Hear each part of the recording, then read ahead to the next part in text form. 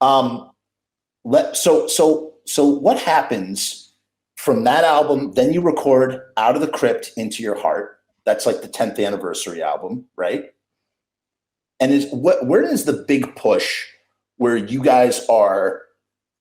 Because isn't there a point in your band history where you guys are just sort of really pushing it, like grinding to become like to take it into a level above the level that you're already at? Can you talk a little bit about that? We're both like, where are we? I can't access.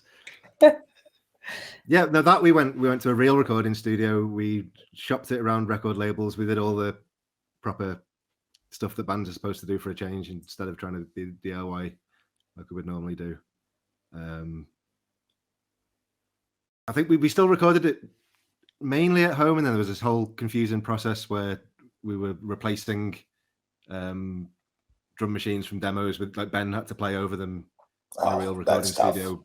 Yeah, and then his playing would then get turned into triggers, and there was like reamped guitars. Like we had to like actually rent like a decent guitar, which we would normally just record on trash, but it was like played on a real Les Paul that we rented for a few days, and at the iBox and things like that.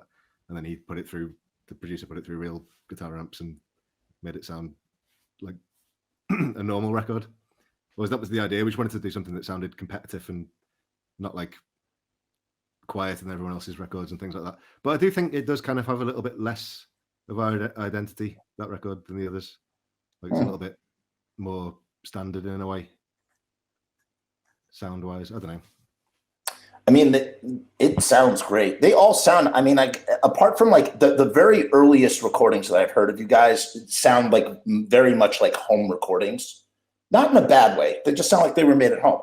But the stuff that, like, for instance, Death Valley High sounds like it's done to me, sounded like no different to me than, say, Out of the Crypt Into Your Heart. As a music consumer with no musical background, I'm going, there's no difference to me, which kind of like, you know, I've heard other musicians have this sort of attitude about like, who cares? Like, who cares where, as long as if the songs are catchy and, you know, you can do it. I mean, look at, are you guys into the Pixies at all? You like Pixies?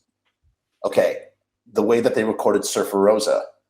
I don't know if you're familiar with how they did that with Steve Albini from Big Black and Shellac.